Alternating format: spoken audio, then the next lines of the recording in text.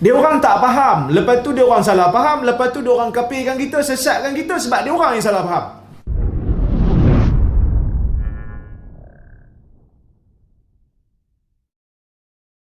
Nah, pengaruh tauhid rububiyah uluhiyah, kata Wahabi, Abu Jahal dan Abu Lahab lebih bertauhid daripada umat Islam yang bertawassul. Ini ada kitab berjudul Kaifa Nafhamut Tauhid, karangan ulama Saudi. Dalam kitab ini ada bab tauhidu Abi Jahlin wa Abi Lahabin, bukti bahwa Abu Jahal dan Abu Lahab orang bertauhid. Jadi mereka ini mentauhidkan Abu Jahal dan Abu Lahab, tetapi mensyirikkan umat Islam. Lalu kata dia, ajibun wa gharib ayyakuna Abu Jahal wa Abu Lahab aktsara tauhidan lillah wa akhlasa imanan bihi minal muslimin alladzina tawassaluna bil awliya wassalihin. Sungguh mengherankan dan sungguh aneh, ternyata Abu Jahal dan Abu Lahab lebih mantap tauhidnya, lebih bersih imannya daripada umat Islam yang bertawassul. Ini mereka. Makanya saya kalau debat dengan mereka, saya katakan, kamu gak ikut tauhidnya Rasulullah. Loh, mengapa Kiai? Karena tauhidnya Rasulullah mengajarkan istighatsah, tawassul dan tabarruk. Loh, terus kita ikut siapa? Kamu ikut tauhidnya Abu Jahal dan Abu Lahab. Karena memang Abu Jahal dan Abu Lahab yang gak mau istighatsah, gak mau tawassul, gak mau tabarruk, makanya gak mau sama Kanjeng Nabi. Itu tauhidnya kamu. Ini Wahabi. Buktinya ini kitabnya. Mereka gak bisa jawab kalau kitab ini kita sampaikan. Dan dikatakan juga, orang yang belajar tauhid tiga serangkai ini suka untuk mengatakan orang kafir sebagai Muslim kerana mereka mengatakan tauhid uluhiyah, tauhid rububiyah ni orang kafir pun percaya. Orang kafir pun percaya. Oh, macam tu dia kata Abu Talib ada iman lah. Abu Jahal pun ada iman lah.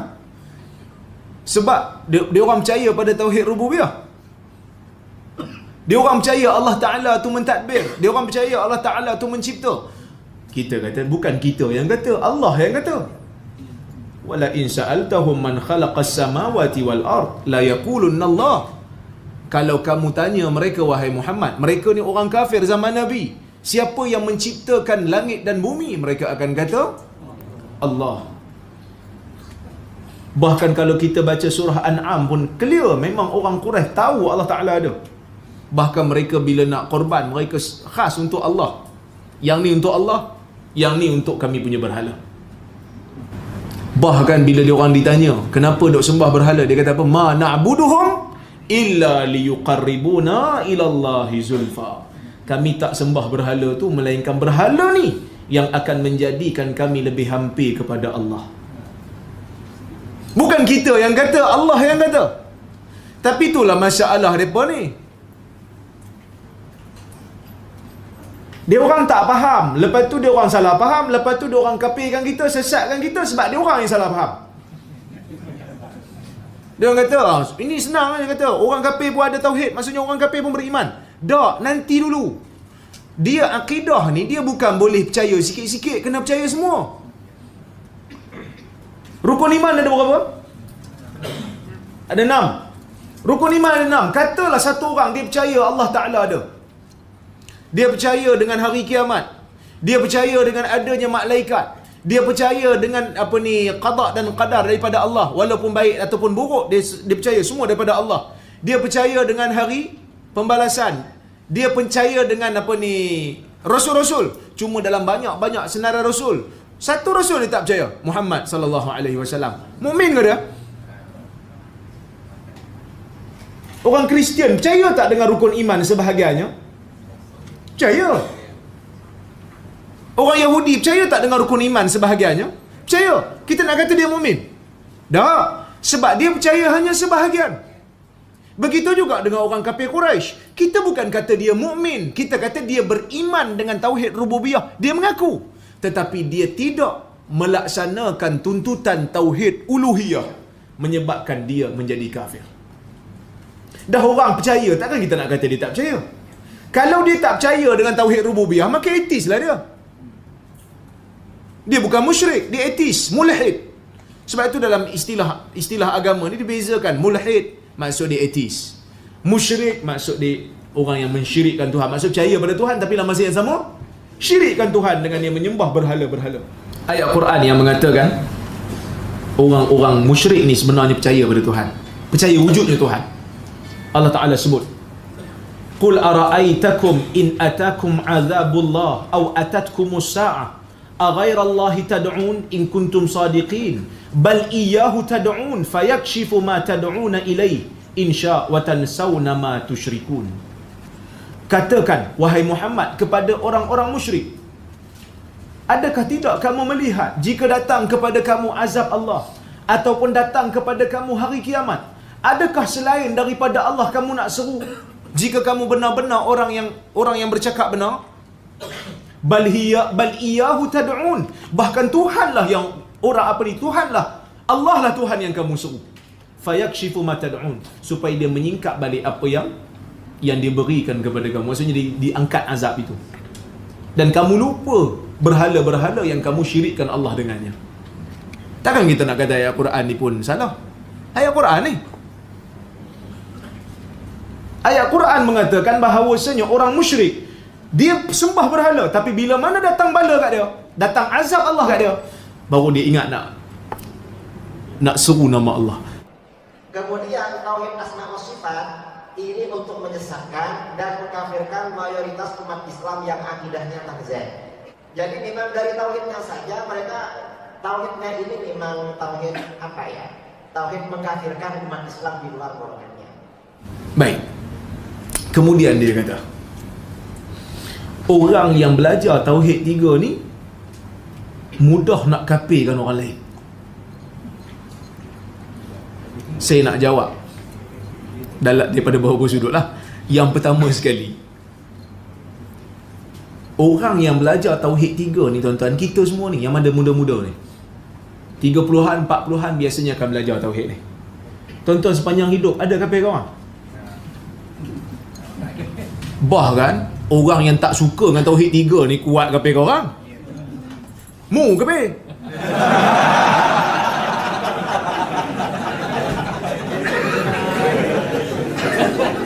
Betul tak? Dia tak pro tauhid 3.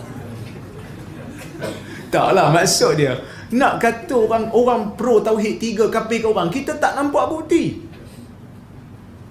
Dia kata adalah 2-3 kerat. Kita kata yang 2-3 kerat tu bukan asatizah, tu nangoi-nangoi lah.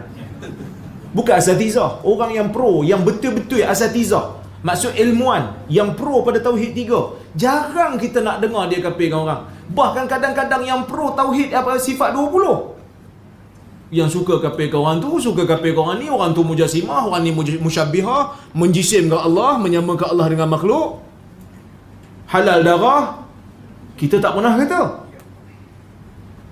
Sebab apa? Sebab orang yang belajar tauhid 3 ni, sebelum dia nak kafirkan orang, dia kena pastikan nak kafirkan orang ni mesti ditegakkan hujah, mesti tidak ada berlaku pada orang yang kita nampak sedang melakukan amalan kufur tu, mesti tak ada pada dia 5 benda ni, 5 perkara. Apa perkara tu?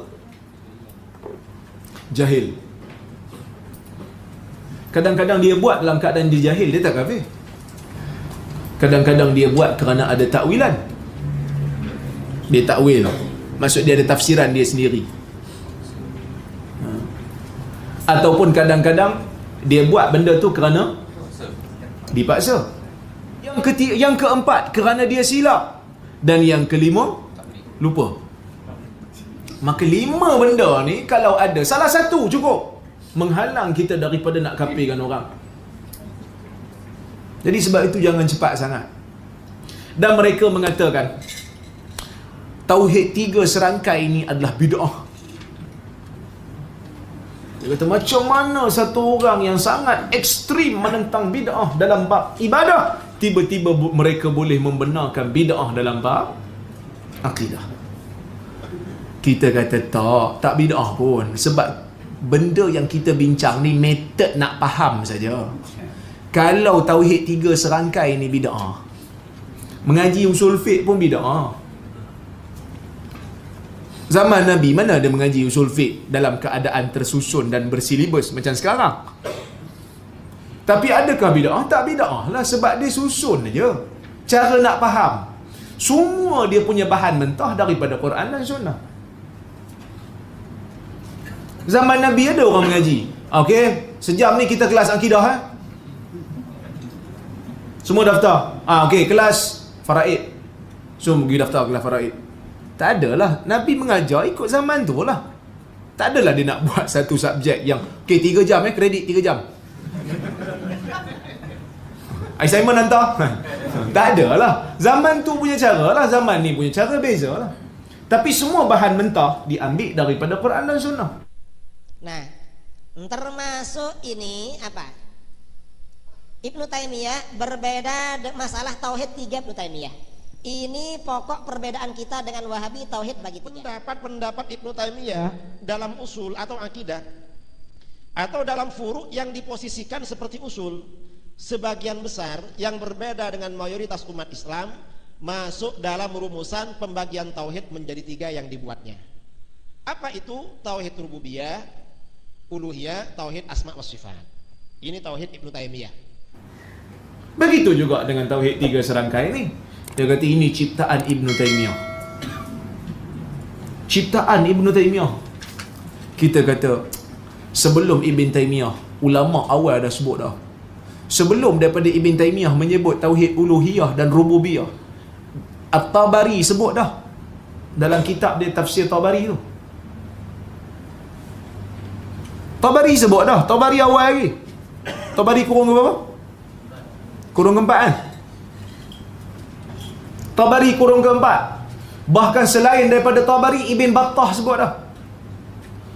Tapi sebahagian kita ni kadang-kadang dia senang kan? Kita dah buktikan ada ulama sebelum Ibn Taimiyah dah mula sebut tauhid rububiyah dan uluhiyah. Mula-mula dia kata Ibn Taimiyah hari ke? Kita berjaya bukti sebelum Ibn Taimiyah kurun ke-8. Meninggal tahun 728 Hijrah. Kurun ke-8. Kita kena dah sebelum Ibn Taimiyah 500 tahun sebelum tu ulama dah sebut. Tabari sebut, Ibn Battah sebut. Tapi dia kata Ibn Battah tu Wahabi. Habis cerita.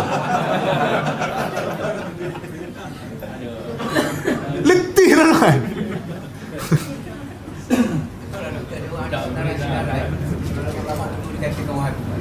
Tu benar tu. Macam mana ulama dulu sebelum lahir Muhammad bin Abdul Wahab, ulama tu jadi Wahabi.